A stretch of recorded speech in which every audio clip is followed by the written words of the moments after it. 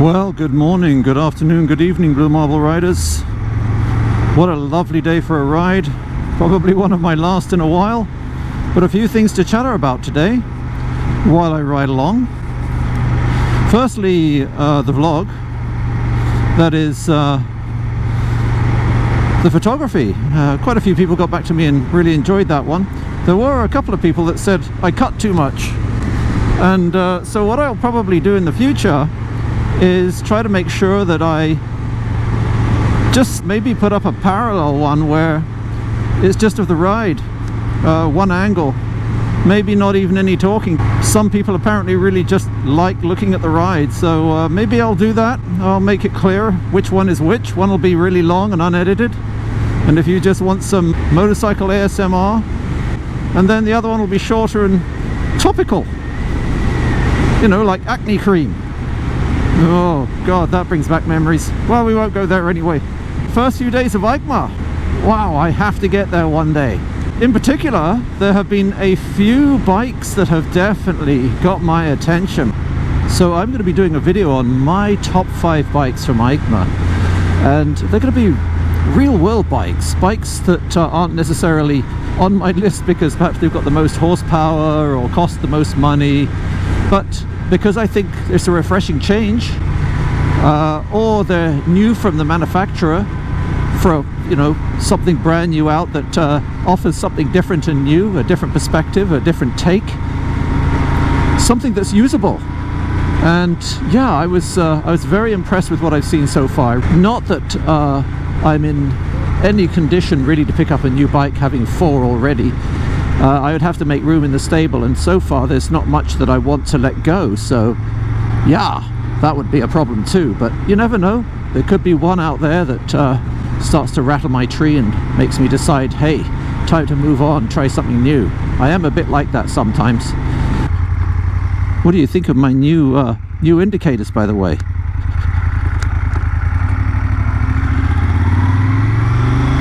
Do you like those? So they are identical to the ones I put on the Kawasaki.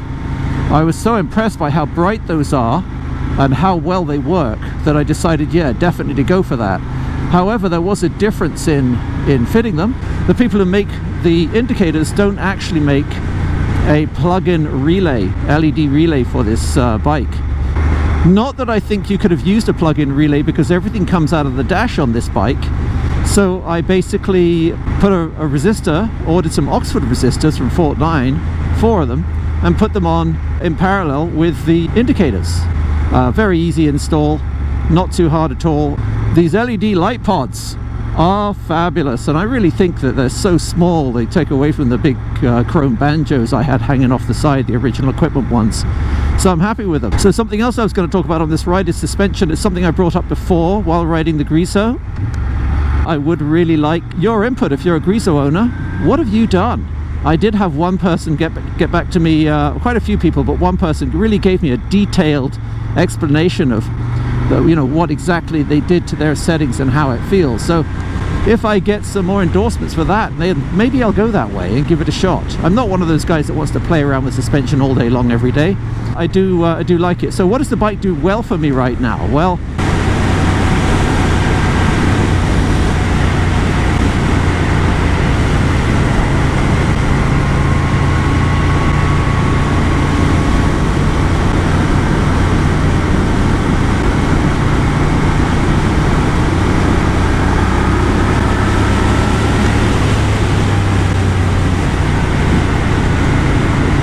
so yeah, if you have any suspension settings for the Griso that keep the handling razor sharp like it is, and absolutely planted and beautiful, but at the same time take a little bit of a hit off of those square-sided bumps that you hit, then please give me a shout. I'm looking for anyone who's got specific settings. I'm about 190 pounds with my kit on.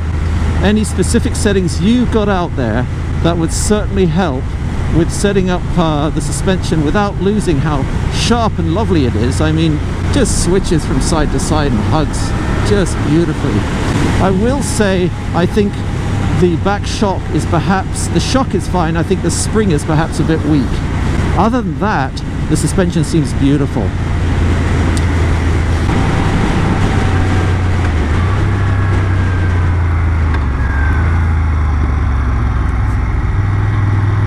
I don't know what that view was like. I don't usually keep it out on the highway there, but because it's behind me, it's not getting any real windage. Just a gorgeous day to be out on a bike. I know that the insurance comes off my two precious garage princesses in well, a couple of weeks from now, week and a half, and I'm going to miss them like heck. Love riding the V-Strom, but not anywhere near as much as I love riding these things. They just really sing to me. The Moto Guzzi and the Kawasaki Z900 RS just are two special bikes, and they make me feel alive. They fight the demons of winter while they're still up and around, and what a beautiful day. The temperature's perfect.